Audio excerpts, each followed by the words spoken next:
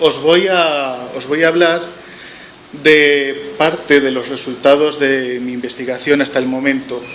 Estos resultados los he ido publicando, aparte en diferentes artículos, en libros, en revistas científicas, en revistas de divulgación, en un par de libros, literalmente en 2 libros que tenéis en esta primera diapositiva con el título de mi charla de hoy, que son escrituras para el siglo XXI, que es este color amarillo mostaza, en el que pude centrarme en el fenómeno de la blogonovela, la blogoficción, es decir, cómo se ha creado y cómo se estableció y pudo madurar definitivamente esta forma de expresión narrativa, esta forma de crear literatura en el espacio de la web 2.0, y por otro, en un libro que he tenido el honor de firmar con mi director de tesis,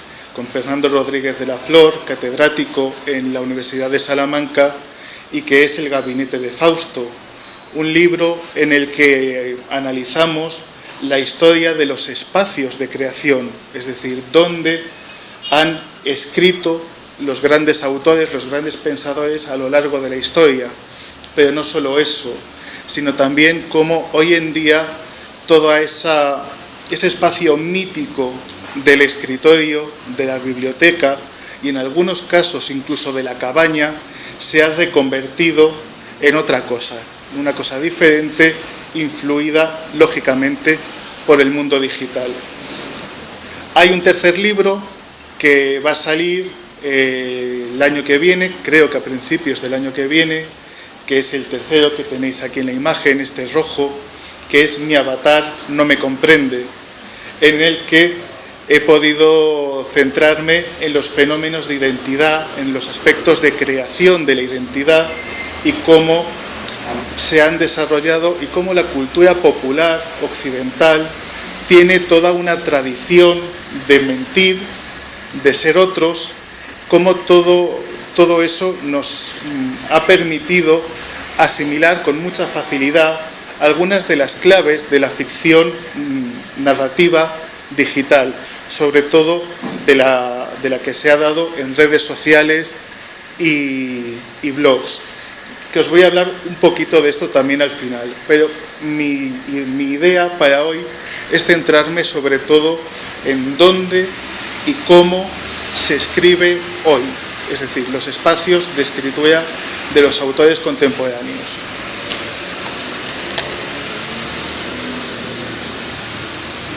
Podéis ver en esta imagen,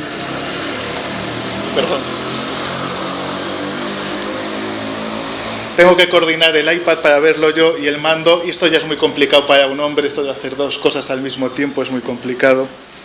Bien, en esta imagen podéis ver una pequeña selección de algunos de los grabados y fotografías que se incluyen en El Gabinete de Fausto, el libro del que os he hablado antes, y nos muestran en realidad 3 fases del proceso de escritura, del proceso de creación, en cuanto al lugar donde se crea. El primero es muy fácil de identificar, es un escribano, un escribiente de tipo medieval, en su habitación, en su claustro, su zona de trabajo, donde está realizando la labor. El cuadro de la zona inferior, que es a color, nos está mostrando un proceso, en realidad un proceso de enseñanza. Tenemos al escritor, al intelectual, en este caso, y al niño pequeño también con el libro, ¿no? Pero el escritorio como objeto aurático, un objeto muy importante. Y la imagen que nos queda por comentar es en apariencia normal, salvo por el ligero desorden que podemos ver sobre la mesa, pero hay que tener en cuenta que aquí ya estamos en otra cosa. Esto en realidad no es un escritorio normal, es un escritorio rotatorio. Es un escritorio no exactamente circular, sino no recuerdo cuántos lados tiene, que podía rotar, de manera que este autor lo utilizaba para poder modificar su espacio de trabajo sin tener que cambiar en realidad de sala, sin tener que cambiar de mesa. Le permitía modificar todo el ambiente de lo que tenía a su alcance. Su zona de trabajo se podía definir dinámicamente.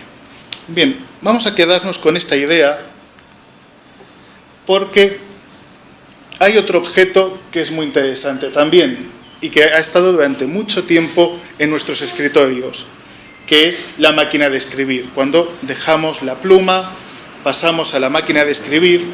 El grabado vertical que tenéis es lo que los daneses no llaman, pero yo voy a pronunciar como skrivekugel, que significa literalmente la bola de escribir. Es una de las primeras máquinas de escribir que se crearon en el mundo. Técnicamente quizás sea más una máquina de impresión, de un impresor doméstico, que una máquina de escribir, tal y como nosotros la comprendemos. Pero ahí tenemos el antecedente del siguiente objeto de escritura, que es perder el trazo de nuestro brazo, perder ese rasgo identificativo que es la caligrafía, para pasar al tipo mecánico, a pulsar con nuestros dedos las teclas. Me he permitido traer una foto de un producto que podéis comprar si tenéis suficiente dinero y os gustan las cosas un poco inútiles, que es un kit para convertir vuestro iPad, vuestra tableta, en el papel de una máquina de escribir mecánica absolutamente tradicional. Lo podéis comprar ya hecho, podéis comprar el kit y hacerlo vosotros en vuestra casa y utilizar esas viejas teclas en las que había que golpear. Yo me acuerdo cuando aprendía mecanografía y el daño que me hacía en los dedos teniendo que aprender a escribir, y cómo hoy en día con el teclado parece que estamos tocando algo muy ligero, muy liviano. Y por supuesto nos queda la última fotografía, que es el escritorio real de un autor. Para mi tesis doctoral y para el libro del Gabinete de Fausto, tuve la suerte de contar con la colaboración de muchos escritores hispanoamericanos y españoles, que respondieron a preguntas un poco insidiosas, un poco íntimas, sobre dónde escriben, cómo escriben. Algunas no me las querían responder. A todos les pedía fotografías. Algunos no quisieron dar fotografías, otros sí. Algunos no quisieron darme una imagen del escritorio de su ordenador, o sea, de la pantalla, porque ya consideraban que eso empezaba a ser demasiado privado. En este caso tenéis el espacio de escritura de Eugenio Tiselli, que es un autor mexicano, reside a medio camino entre España y México, trabaja habitualmente en la Universidad Pompeu Fabra en Barcelona, y lo que veis es un ordenador, tiene unos cuantos portátiles, hablaremos sobre esto, un ordenador, un librito, un iPod y el sofá de su casa. Es decir, toda esa biblioteca, todo ese escritorio enorme que hemos visto antes, se ha reconvertido en un sillón para estar cómodo y un ordenador portátil. Y esto es algo que hemos visto en la inmensa mayoría de los escritores contemporáneos. Tanto se publican en formato digital como en formato tradicional impreso. Es decir, el formato de publicación no influye tanto en cómo se crea la obra. Lo que tenemos que tener en cuenta, y no es una idea nueva que tenéis a Valéry, es que el objeto de estudio muta, el objeto cambia, porque el arte cambia continuamente. No puede estudiarse, no puede conservarse ni analizarse del mismo modo un rollo medieval, un incunable, un libro impreso en el siglo, a finales del siglo XV, un libro producido en masa hoy en día o una página web. Aunque están todos trabajando con la palabra, el objeto de estudio es otro. Por lo tanto, debemos adecuar también nuestro trabajo, nuestra labor de conservación, nuestra labor de análisis a las nuevas circunstancias de cada uno de estos objetos. Esto que es muy lógico, a veces parece que se nos olvida y no tenemos en cuenta cómo se hacen las cosas y cómo son los objetos que se han producido, los objetos artísticos. Uno de los libros más interesantes que hemos visto en los últimos años, uno de los libros más interesantes que hemos visto en los últimos años para conseguir trazar una perspectiva de qué es el texto digital es posiblemente este libro que tenéis aquí, Elogio del texto digital, de José Manuel Lucía Mejías. No hay que dejarse engañar por el título, porque no es un libro pasional. Al contrario, es un libro objetivo que realiza un muy buen análisis, muy profundo, muy serio, del objeto digital.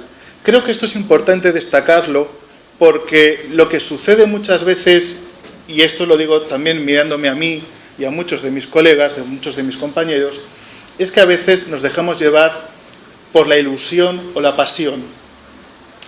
Es uno de los pensadores que nos dice que eso de que lo nuevo es bueno solo por ser nuevo, en realidad no es tan cierto, es Bois Groys, ¿no? Es un pensador importante que nos ha hablado sobre el archivo, sobre cómo se modifica el archivo cultural, y es cierto, porque algo sea nuevo no es mejor. También es cierto que hay mucha gente que se situaría en una línea de pensamiento neoludita, es decir, contra la tecnología, y que creen que todo lo nuevo es malo por ser nuevo. Bueno, pues en el punto medio está la virtud y tenemos que intentar ser siempre objetivos. Bien, la clasificación general que nos hace José Manuel es lógica, y es que hay 3 estados diferentes del libro digital y por lo tanto de la literatura digital. Por un lado, la reproducción digital de un manuscrito o libro impreso mediante escaneado, también podría ser mediante transcripción de algún tipo, es decir, lo que tradicionalmente sería un facsímil, solo que en vez de tenerlo impreso, lo vamos a tener en una pantalla. Por otro lado, hay textos que se generan ya de manera nativa en el entorno electrónico. Lo que hemos visto antes, se escriben en el ordenador, en el procesador de textos, y se conceptualizan, es decir, toman forma como objeto físico, con átomos, en un libro. Pero han nacido en el ordenador, se han maquetado, han tomado forma de libro todavía como ente no físico en el ordenador, y solo el momento final, el momento cumbre, es el que lo hace físico. Y por último, está el tercer tipo que nos interesa, que es el que es absoluta y completamente digital, el que creamos en la máquina para ser consumido, recibido en la máquina. Y por lo tanto, deberíamos esperar que tenga algo que justifique que solo pueda existir en la máquina. Es decir, que si existe para el ordenador, tiene que haber una buena razón para que exista para el ordenador. Hablaremos de esto un poquito más adelante.